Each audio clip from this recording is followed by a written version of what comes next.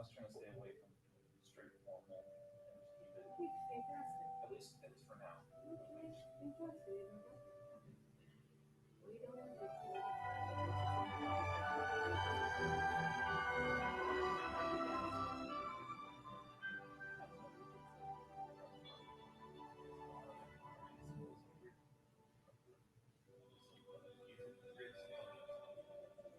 I know.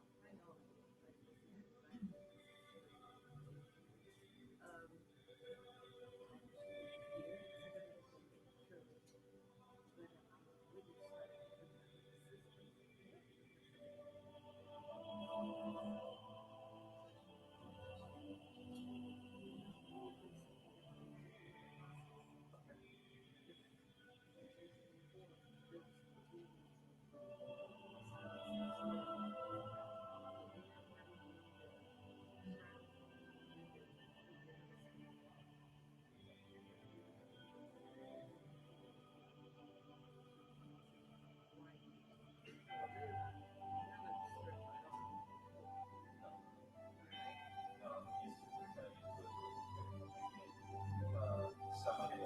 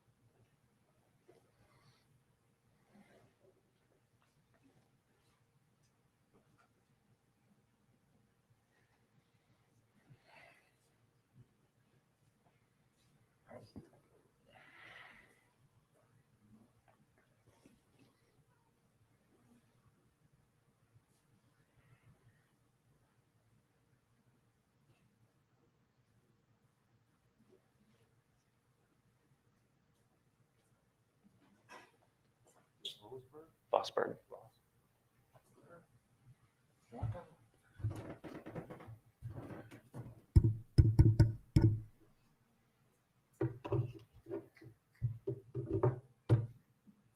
Thank you. All right, we ready? Good evening, everyone.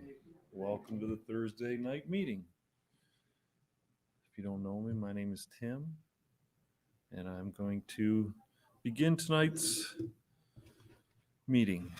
First with a reading from Happy Life, followed by our opening prayer, and then we won't waste any time. We'll get right into it with our speaker for tonight. So, followed by vibrations, thank you, and then pastas. Hopefully we have someone that can come in and do vibrations before the end of the evening, but we'll figure that out as we go. So today's message is, before we start, if your phones are on, please put them on vibrate so we're not interrupted. And let's begin. Oh, this one's definitely for me. Don't yell. No situation calls for yelling because it makes the situation even worse.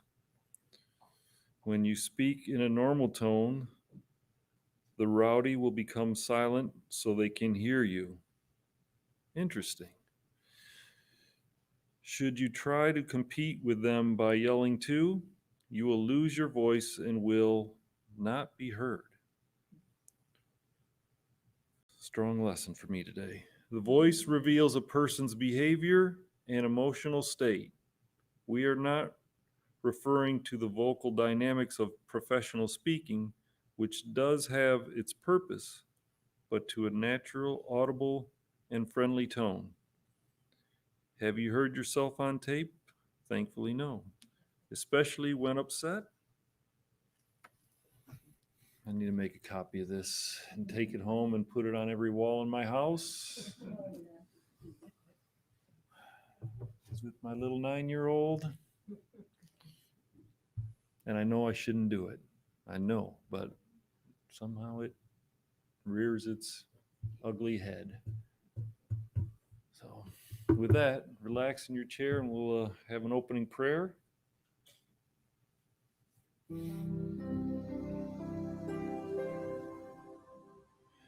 Heavenly Father, as we begin our meeting tonight, we want to thank you for this opportunity. Send the good spirits to watch over our speaker this evening, and may his words not only touch our minds but our hearts as well. Watch over us each and every day and shine your light upon us. So as we begin, we say the words Jesus taught us: Our Father, who art in heaven, hallowed be thy name.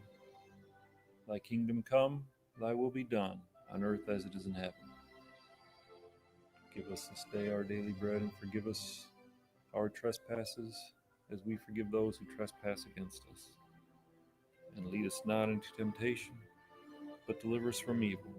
For thine is the kingdom, the power, and the glory are yours, now and forever. Amen. So I'd like to take this time to introduce our speaker. It's first time here speaking, Brian Vosberg. All right, he just moved here to Orlando. He was a member of the Spiritist Center Love and Light in Newark, New Jersey. He's been involved with Spiritism since 2005. He became an instructor in their center and a guest lecturer and poster presenter for the Spiritist Symposiums. Outside the center, he works as a project administrator, overseeing construction of the many roadways of Florida. Really? You got to do a better job. I'm not touching that for Oh, okay. All right, then. I won't say any more. Even though he was born in the United States, Brazil holds a special place in his heart. So, without further ado, Brian.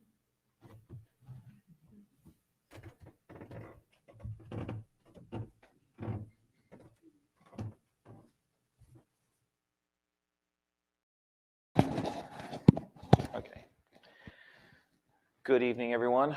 I'm going to try to keep this one a little bit more semi-formal, kind of like how Rudy has been having his in the past when he's been having the little podcast things up here. So if you have a question or something, raise your hand, and we'll be glad to open the floor up for further discussions.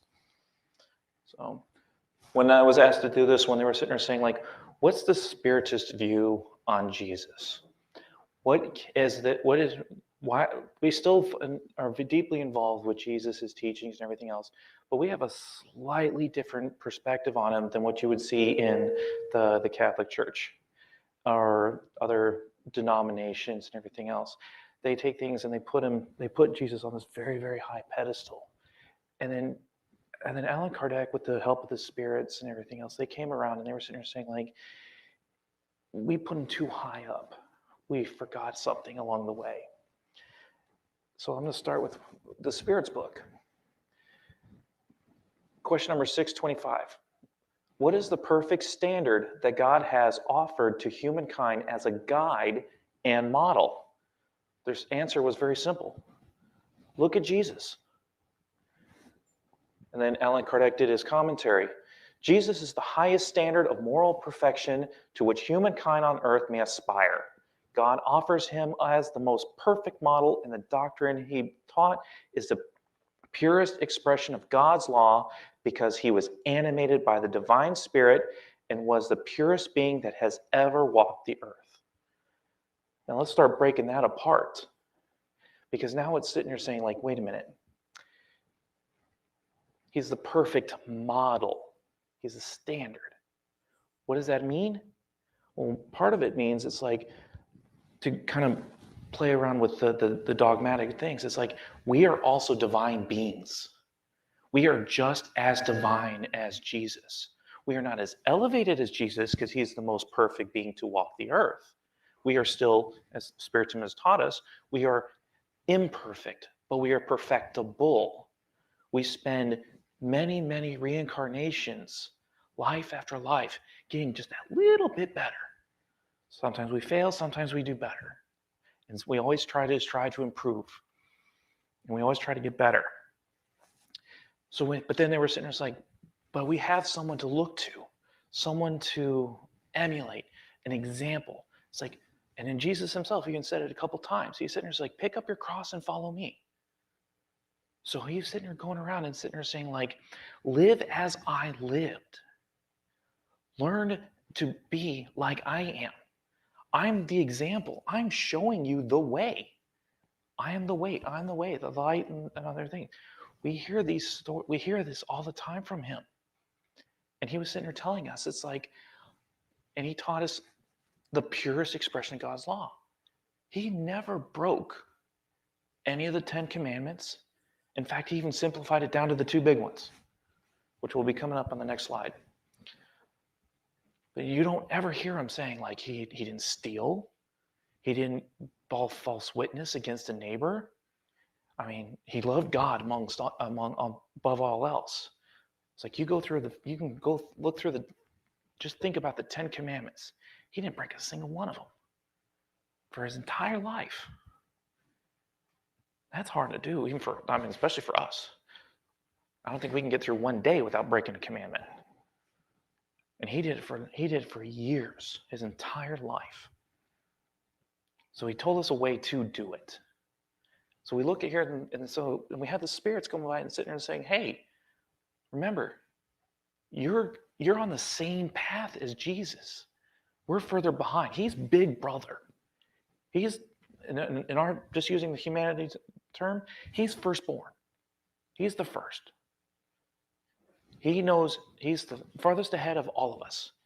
But he's turned around and sit there and says, I'm helping you up. Here, I'm your example. Let me teach you how to step up. As we found out through history, that message resonated. Because we had from his example, and then the conversion of Paul and spread out, it created the dominant religion of Christianity throughout the whole world. Because it had a message to it with power. It had a message to it because it was a message of love. And not just selfish love, self-love, or love for your spouse, love for your children, love for just your family. He expanded it. He took that love and he stretched it out to communities, to the world, even to, and as we found out through the teachings of the doctrine, multiple worlds. Because in our house, there's many, in my Father's house, there are many mansions. So we got to love them all. We got to love all beings, great, small. We have that huge doctrine with us.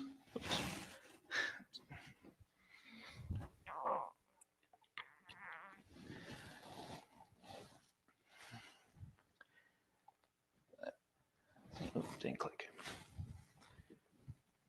So I'll start with the next one. So we went through the philosophical book, Spirit's book, philosophy. Now we have the gospel.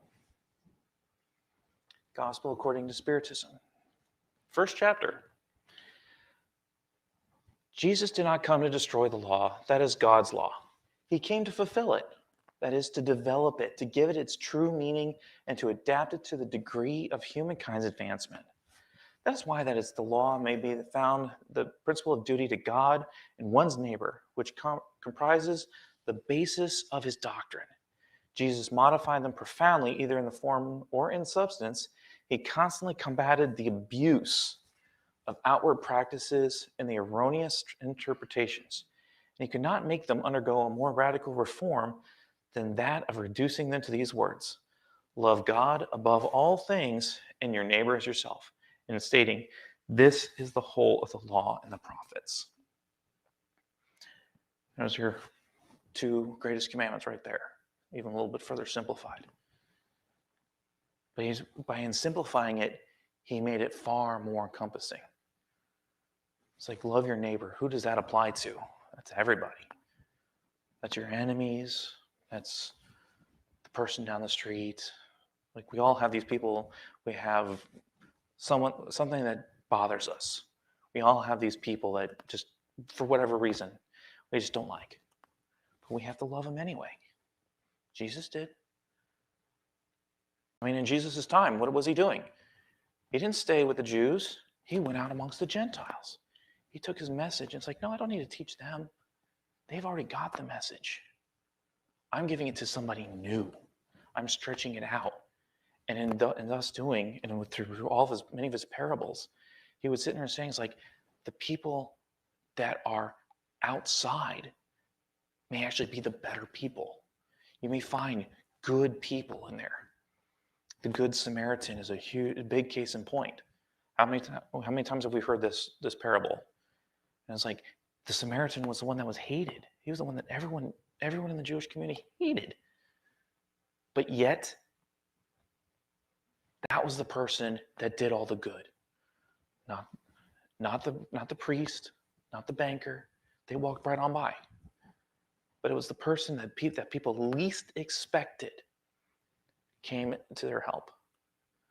Even when you look at Jesus' disciples, they weren't great beings. What did he have? He had a couple fishermen. He had a tax collector that was hated. Granted, he ended up being the one that turned Jesus in. He even had some of his own brothers as disciples. But he didn't have anybody with great power, great dignity, great prestige. That came later. That came with Paul. That was after Jesus was risen.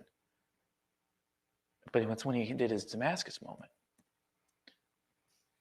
But you look at all the people in Jesus' life, he was able to touch people. He was able to touch people of no great prestige, no great things. He touched ordinary people. Because this message is for all, great to small.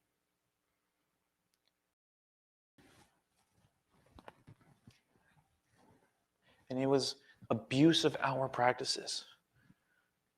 As we keep finding out, even through the doctrinal teachings and everything else, especially gospel according to Spiritism. If you've had a chance to read it, I don't know, how many here have actually read it? Couple? What about the Spirit's book?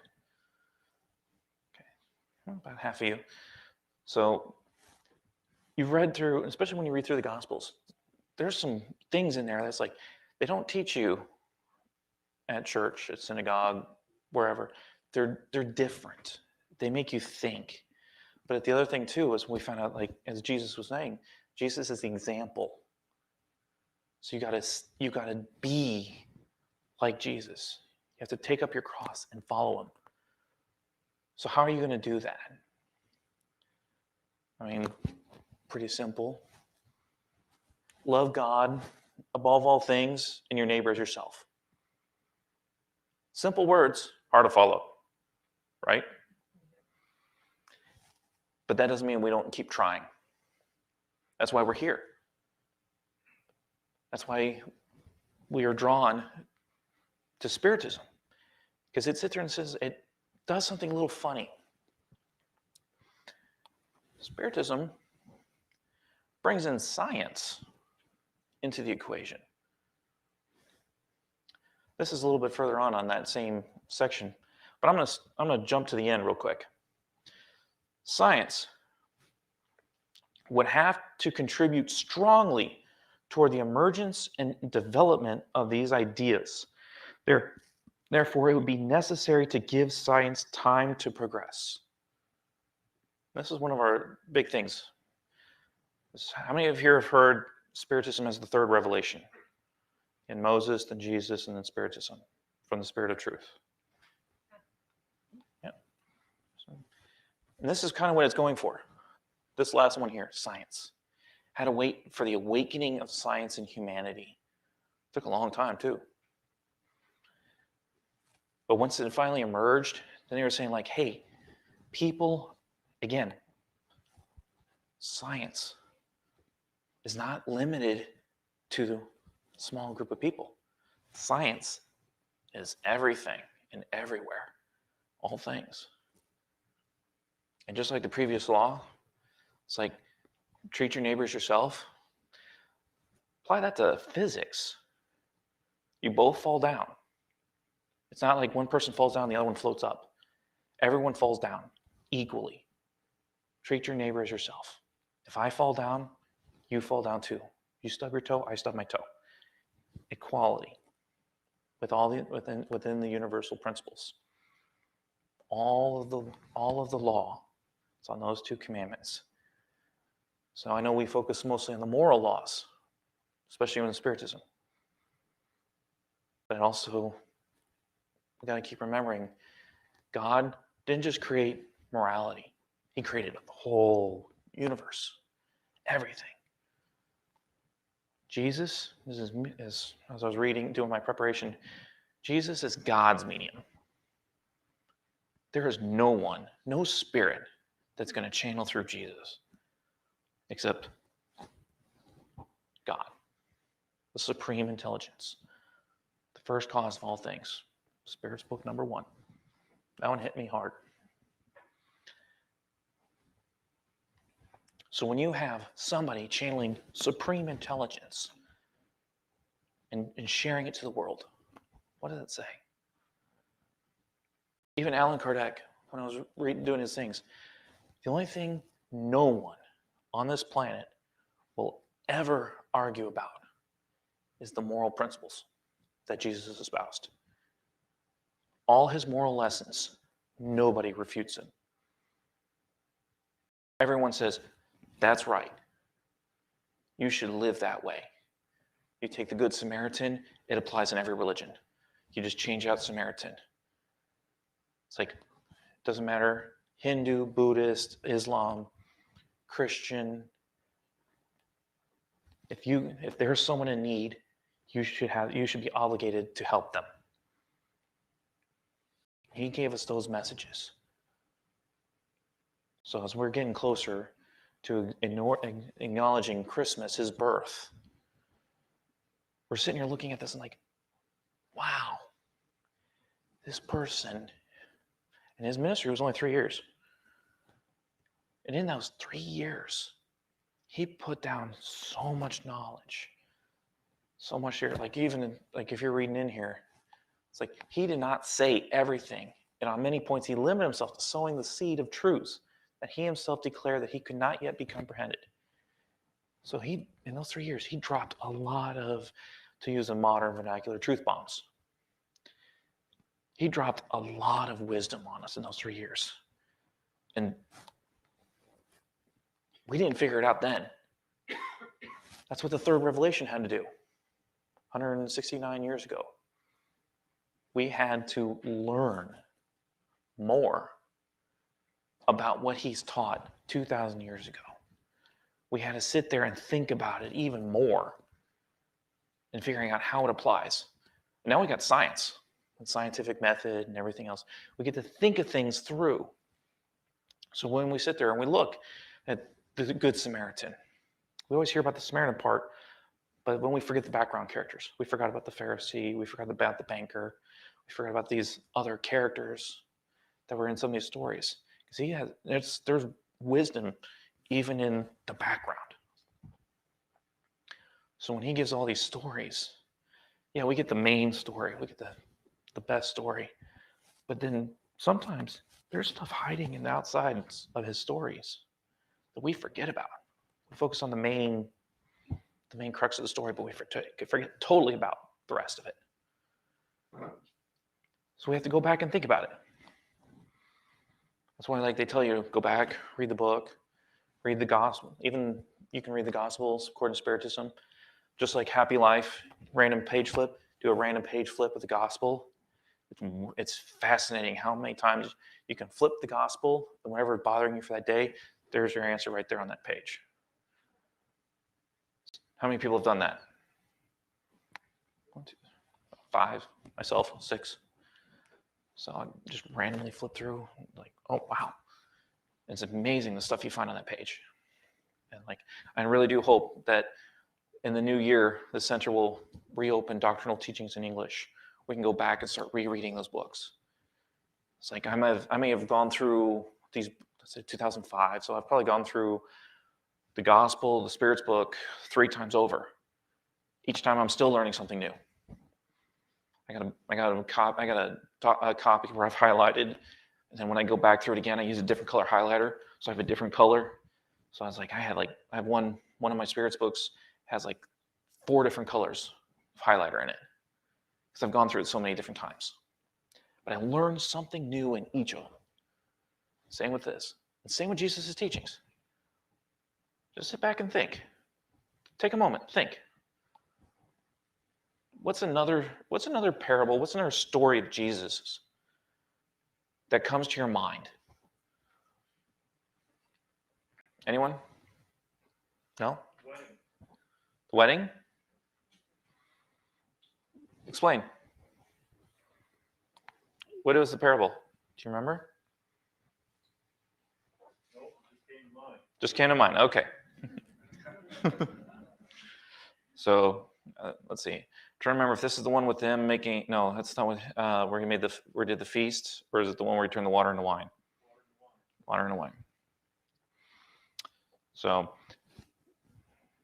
there's another one here where he comes to save the day. They came in here, and then again, I'm going to say the background story to that. Because he goes on, they serve the good wine, they run out, and then all of a sudden they had to turn, and it's all we got is barrels of water. And Jesus says, okay, serve them that. He blesses it, turns it into wine. And then the funniest thing happens. They all say, you saved your best wine for last. That was mind-blowing back then. It's everyone does their best, shows their best foot forward.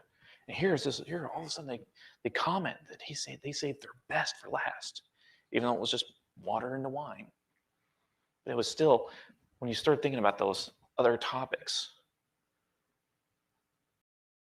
it's you start thinking about what is the meaning of it? It's we all know about the story of first impressions.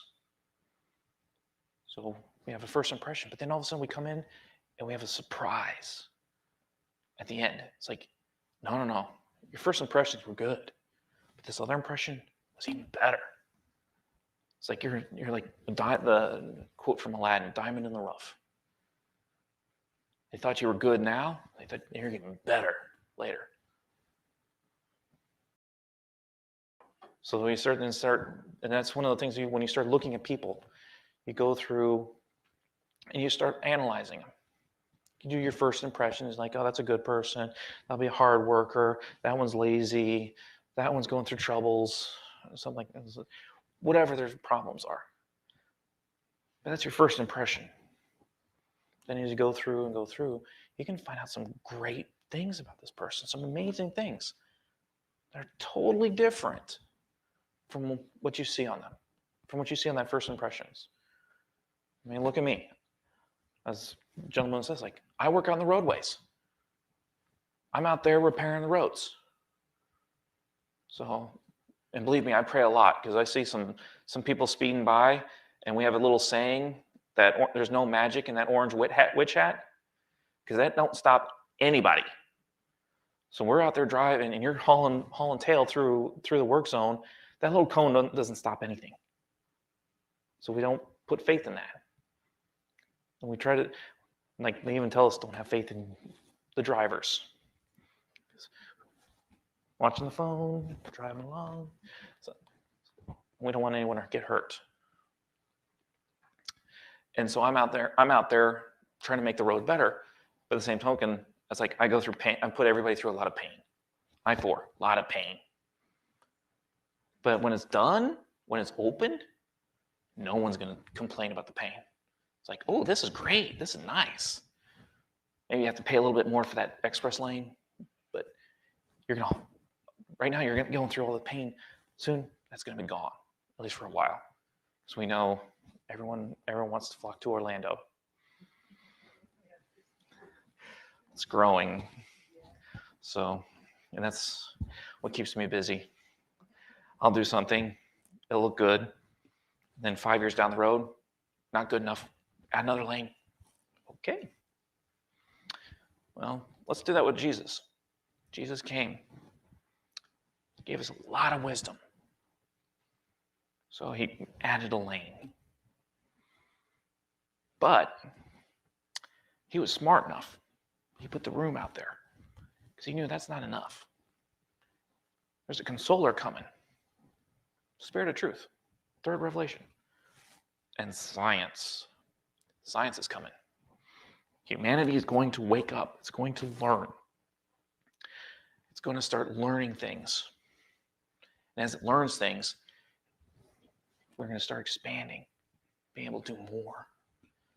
And we're able to understand more Jesus' messages. So, gentleman brought up the wedding. We'll go through it a little bit deeper. So we're sitting here looking at it. We're saying, like, the awesome power of Jesus. He can heal on command, rebuke demons. Like, he can do a lot of things. Walk on water. He can see the fish. It's like, no, don't fish over there, fish there. It's like amazing. But, as the doctrine tells us, he was a human. He was on there. He had a body. He may have been the best. He may have been perfect. That doesn't mean we can't be like him. That's one of the big messages I always took from this. It's like, remember, we are perfectible. We can grow to be like Jesus. There's some books out there that even says we can even go beyond Jesus. And I was like, I'll stop with Jesus right now. I'll work to be up at Jesus' level.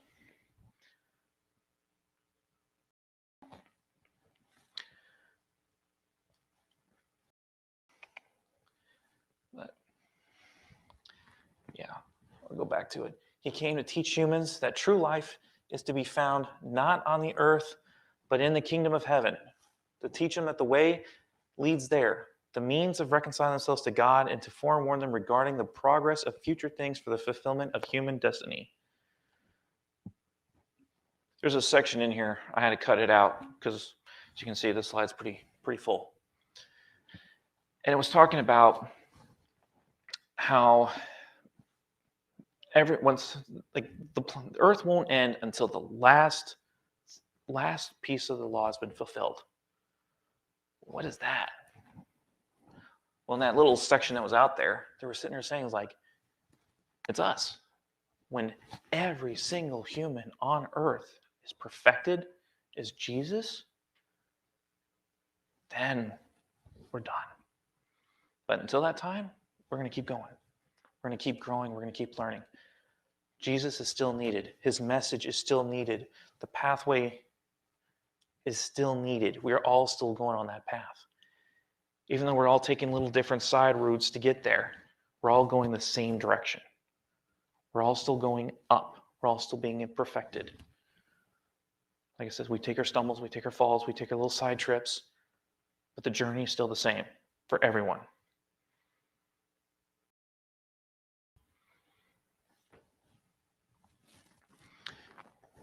We'll take a real life example. How many's read this book 2,000 years ago? Reading it right now? How far are you? 10 pages. Ooh, that means I'm going to spoil a little bit about this. I'm not spoiling the ending, but actually I did that 2 weeks ago. Oh, sorry. Emmanuel, when he was Senator Publius, I think it was at this time, in his lifetime, he was Publius. He's a senator, Roman senator. He's out there one day, had a big fight with his wife and everything else. He steps outside, and then all of a sudden, just like as he's there, he just feels this sudden wave of warmth, this wave of love. And in the course of the story, Publius meets Jesus. You have to physically read the stories. I have a different copy of the book here. And it's amazing because now all of a sudden you have from a spirit's perspective, a spirit coming back to tell us what he experienced in Jesus' presence. We don't really hear about that in the Bible. We kind of see a little bit in the gospel teachings and through the codification. But here, now all of a sudden we get a first-hand account from a spirit that sit there and sit in like that wave of warmth. And that was an aura like a quarter mile wide. It's like you felt that warmth. And he's like, oh, he felt that warmth, that joy and everything else long before he even met him. He had that euphoria. Comes in, meets Jesus, has a little conversation. Jesus goes on his way. And he has this thing, and eventually once Jesus is far enough away, then all of a sudden it just like reality comes back to him. And like that feeling fades. And then he feels crappy again. But he remembers that moment. It sticks in his mind. And how many of us, as we've been studying, whether it's the Bible, the gospel, doctrine, the Spirit's book, how many have read something of Jesus, a gospel of some kind, and felt touched by it? How many here have actually, I was going to say, should not be almost everybody.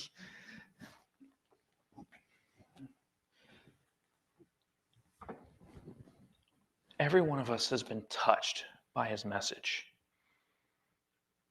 Our societies have changed drastically by his message. We're here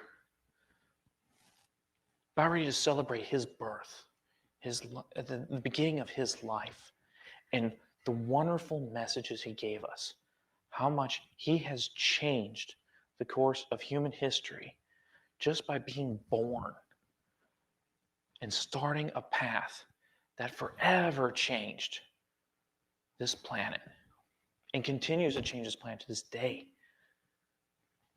We don't get it right. Again, like I said, that's what the third revelation was for. Is to kind of help say, okay, you guys took my message a little too literally. We want to bring it back. And then saying what was meant to be as an allegory was taken literal, and then we need to bring it back and sit there and it was a thought experiment. Because again, science. So you can sit there. We can play what ifs now. We're able to think in terms that are we can't, that's not physical, it's intangible. And none of us can perceive a quark, an atom, an electron. We know they exist. We see their effects. We see the effects of gravity. We see with the moon, everything with the moon and the tides and everything else. We're able to perceive things that's outside of all of our senses. And Jesus clued us in on another one that we didn't know existed. And it took Allan Kardec and the spirits to wake us up again, saying, hey, there's a whole other area to be explored. There's a whole other area of wisdom, of knowledge that has a direct bearing on your lives. For the people that have kind of met me already, they notice that I keep telling people, there's 3 hooks. There's the 3 pillars of the codification. You got your philosophy, you got the science, and you got your religion. And usually one of the 3 pulls you the most. Religion was mine.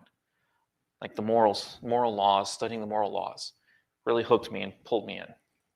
So that's always been my focus, is to live the moral life. Take Jesus' process, take up your cross and follow me. Now I know everyone here, if you ever get a chance to speak and present a lecture, you get a chance to say from your point of view. It's one of the good things I like about Spiritism. There's no one, other than the codification, but it's your interpretation of it. Because I'm saying, like, from my point of view on my road, this is what I saw. It says what I read in that Spirit's book passage. I told you what I saw, what I read, what I took out of it. I bolded those sections. Those weren't bolded in the book. Those are the things that I picked out of it. It's like, oh, this is important. You're going to find something different, and that's okay. You're going to interpret things differently. That's okay. Because, again, we're all heading on the same path. We're all taking slightly different paths to get there. Some may be pulled on the science, interacting with the spirits, doing the mediumistic works and everything like that. And even Jesus was okay with other people doing other things. What was his always comment to most of those people? What he would say? Go and sin no more. He loved everyone. He knew they weren't perfect. He knew they did things that probably wouldn't be proud of. He certainly wouldn't have been proud of them. He says, he's the only one that followed the laws to the T. The rest of us didn't. But he was sitting there saying, like, hey, I forgive you. I'm picking you up. I'm helping you up. Learn from this and go. Take what I've just taught you and go and don't do it again.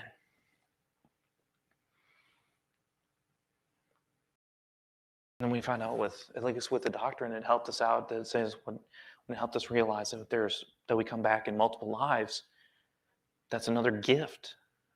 It's a gift they're being reincarnated. And it's like, I screwed up in life, this past life. Let me make up for it in the next one. So we're all here learning from previous examples. And Jesus is giving us the way.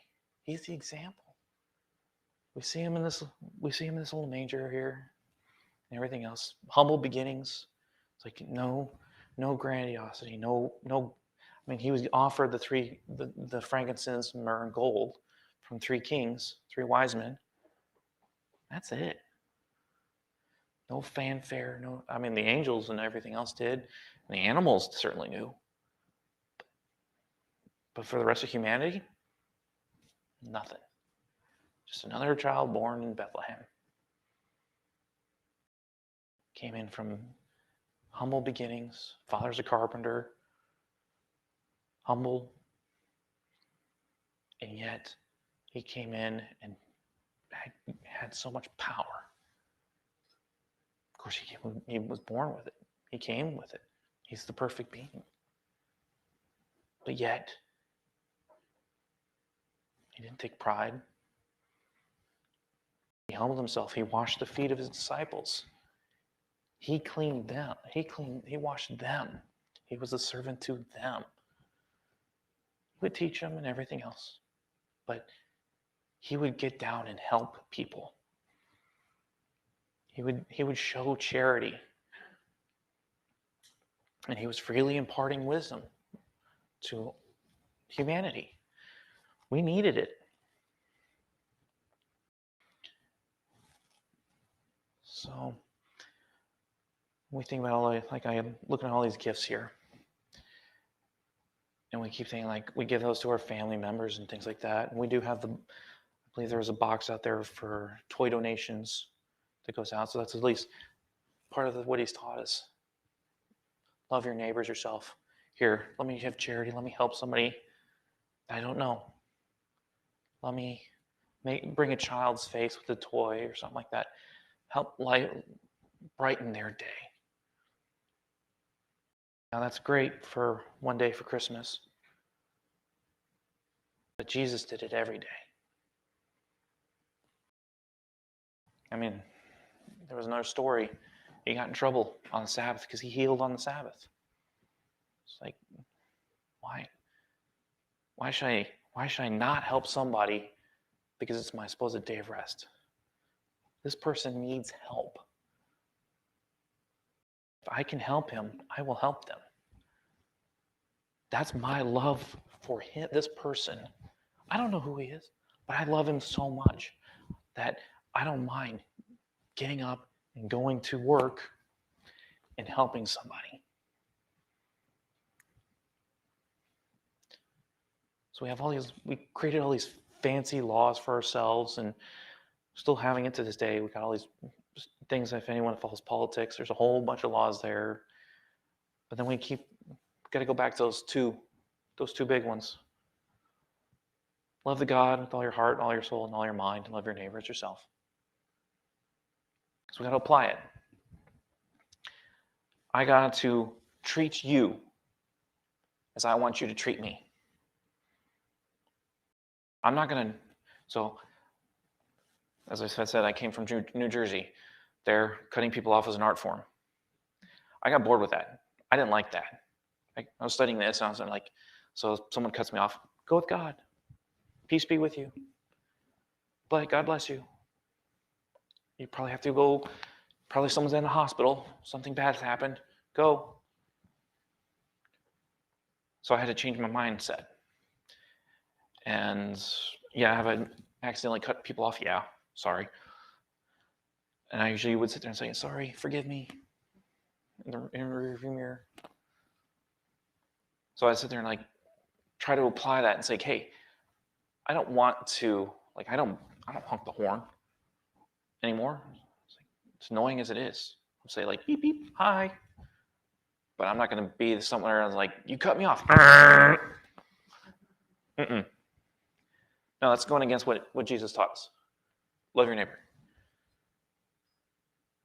There could be something going on in your life, and I shouldn't be the one to make it worse. Just by laying on the horn or something, giving you the finger, whatever. I should be helping you.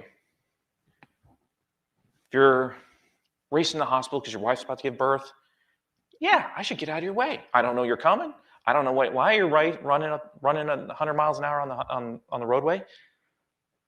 But if I knew that, you better believe it. I'd get out of the way. I'd let you through.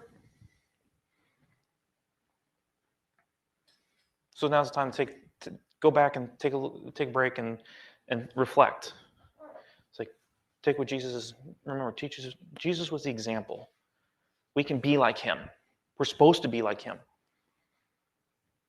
He gave us a swift kick in the pants by giving us this message, the gospel teachings.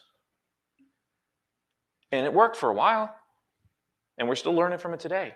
We need to get back to it and focus.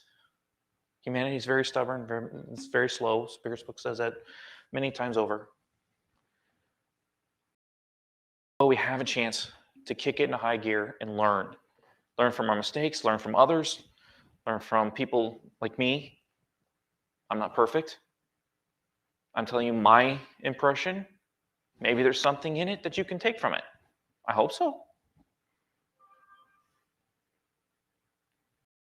And hopefully, when you leave here today, and you're driving home or before you go to bed tonight, you sit there and you reflect. It's like, yeah, that starts to make a little bit of sense. We're talking about the supreme example. Big brother, in a good way. The example. How can I live my life to be more like him? So I'll leave you with that. Looks like we're about time for vibrational. So do we have anyone? Okay. So I will invite you on up.